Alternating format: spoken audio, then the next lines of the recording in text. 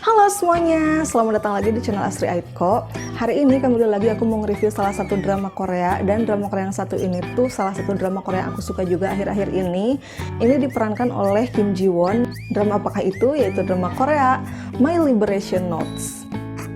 Nah jujur kalau aku pribadi belum pernah sih ngeliat tipe drama Korea yang seperti ini. Jadi aku tuh benar-benar ngerasa drama Korea ini tuh salah satu drama Korea yang paling realistis yang pernah aku tonton. Bahkan orang-orang itu nyebut ini tuh kayak vlog gitu daripada terlihat seperti drama Korea. Kenapa? Ntar bakalan aku jelasin.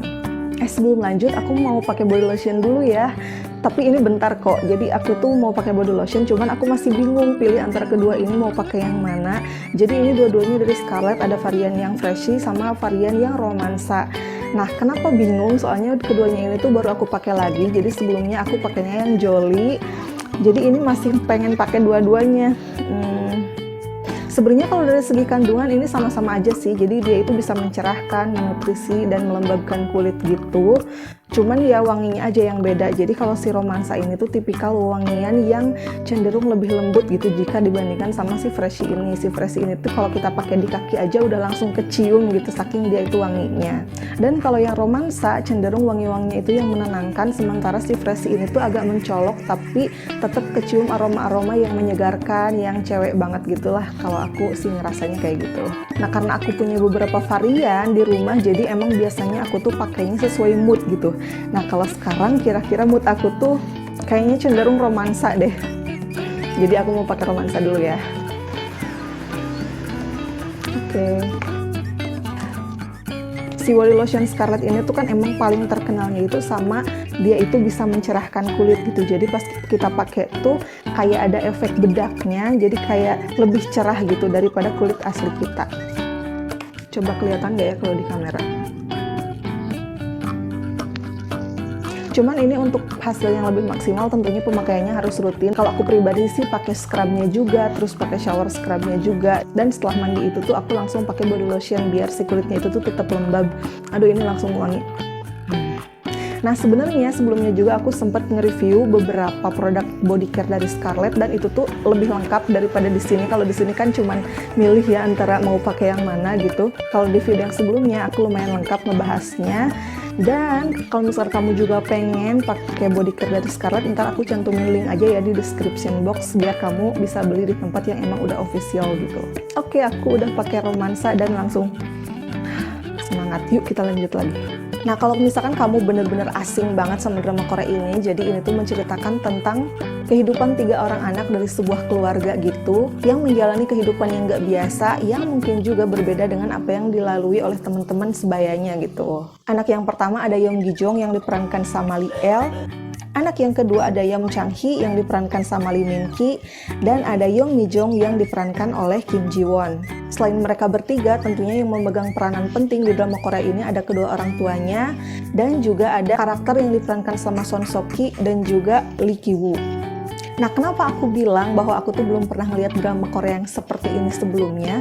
Karena ini tuh untuk pertama kali aku lihat drama Korea yang menceritakan tentang kehidupan pertanian di daerah pedesaan gitu. Yang menjadi unik adalah sebenarnya ketiga anak ini tuh udah kerja di Seoul. Dan pekerjaannya itu ya bukan pekerjaan biasa, udah kerja di kantoran gitu. Yang kalau dipikir-pikir di drama Korea yang lainnya biasanya mereka itu kan ngekos atau apa kayak gitu, yang pasti tinggalnya di Seoul gitu. Nah kalau ini enggak, jadi mereka itu tuh masih hidup dengan keluarganya di pedesaan gitu. Jadi mereka itu kayak menempuh jarak berjam-jam per harinya untuk pulang pergi ke tempat kerja gitu. Nah dengan kondisi yang udah melelahkan kayak gitu di perjalanan, jadi mereka itu tuh sepulangnya ke rumah tetap juga harus membantu orang tua mereka untuk bekerja di perkebunan. Nah yang aku salut juga adalah mereka itu tuh bekerja di perkebunannya ya kayak udah luas aja gitu, udah nggak terlihat kayak acting.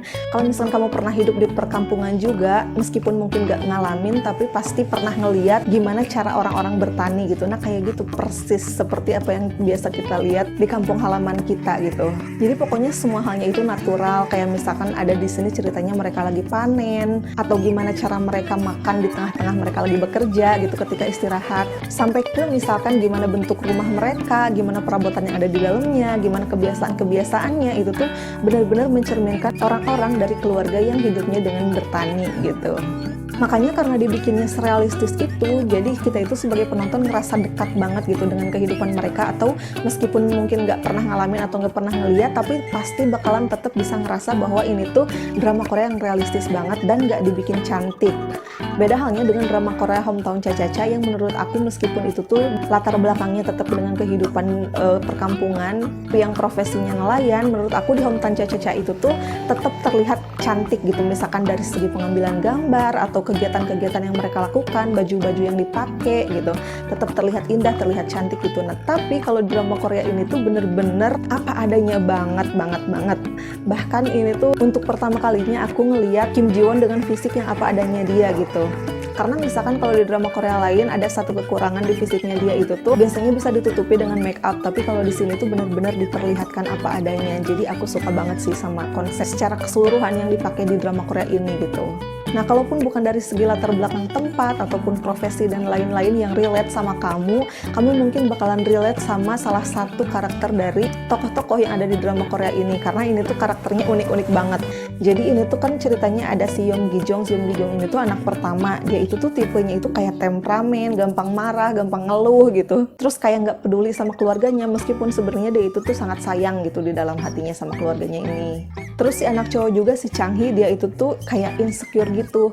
Bahkan keinsecurannya ini tuh kayak berdampak juga sama kisah percintaan dia, dan cenderung kayak punya dunianya sendiri yang hanya bisa dia ceritakan ke orang-orang terdekatnya, kayak ke sahabatnya gitu. Tapi meskipun kayak gitu, dia itu yang paling bisa vokal di keluarga. Jadi kalau misalkan ada unek-unek, dia itu berani gitu untuk ngomong ke ayahnya, sementara yang lainnya itu tuh mendem gitu. Nah, terus si Yeon Mi Jong juga unik nih. Jadi dia itu orangnya introvert banget, tapi sebenarnya dia itu orang yang tangguh. Misalnya kuat bertahan di lingkungan kantor yang toksik gitu. Dan dia itu tuh yang paling banyak ngebantu banget keluarganya. Jadi nggak pernah ngeluh meskipun dia itu kerjaannya capek banget. Dan dia itu tuh orang yang paling punya pemikiran yang liar gitu. Nah, jadi kebayang lah ya gimana dengan kehidupan mereka yang harus kerja jauh dari rumah, terus pas di rumah juga nggak punya waktu istirahat, nggak punya waktu untuk sendirian, terus mereka juga nggak punya sesuatu yang bisa menggairahkan hidup mereka gitu. Jadi kayak nggak ada motivasi untuk semangat gitu dalam menjalani hidup. Jadi mereka tuh kayak tertatih-tatih untuk melalui kehidupan sehari-hari mereka gitu. Dan yang aku suka juga adalah semua komponen yang ada di drama Korea ini tuh benar-benar bisa membuat si penontonnya itu tuh merasakan juga apa yang mereka rasakan gitu. Gimana sesaknya, gimana membosankannya rutinitas yang mereka jalani sehari-hari gitu. Nah, tiga-tiganya ini sebenarnya punya sesuatu yang benar-benar mereka inginkan gitu. Si Yeon Gi Jong menginginkan untuk memiliki cinta, si Chang Hee sebenarnya pengen banget punya kebebasan untuk bisa hidup mandiri gitu, lepas dari orang tuanya. Sementara si Yeon Mi Jong ingin kebebasan, jadi dia itu ingin bebas dari perasaan tertekan, perasaan sesak yang dia alami selama ini. Nah, si judul My Liberation Notes ini diambil dari keinginannya si Mi Jong untuk bebas gitu. Dan ini benar-benar sih pas dia ngerasain atau bahkan pas dia punya keputusan untuk mau bebas, kita tuh bisa benar-benar merasakan kelegaannya, karena kita itu sebelumnya dibikin relate banget sama rasa sesak yang dia alami gitu. Dan melalui drama Korea ini juga kita bisa ngeliat sisi lain dari Korea yang sebelumnya mungkin hanya bisa kita lihat dari reality show maupun dari cerita orang-orang di YouTube. Seperti misalkan seberapa bergengsinya Seoul sehingga ada ungkapan Seoul dan bukan Seoul gitu di Korea tuh. Terus gimana tentang kampungan atau kolot yang justru jadi isu gitu di Korea, dan bahkan menampilkan hubungan antara orang tua dan anak atau antara saudara itu tuh yang nggak seperti yang kita lihat di drama Korea lain gitu.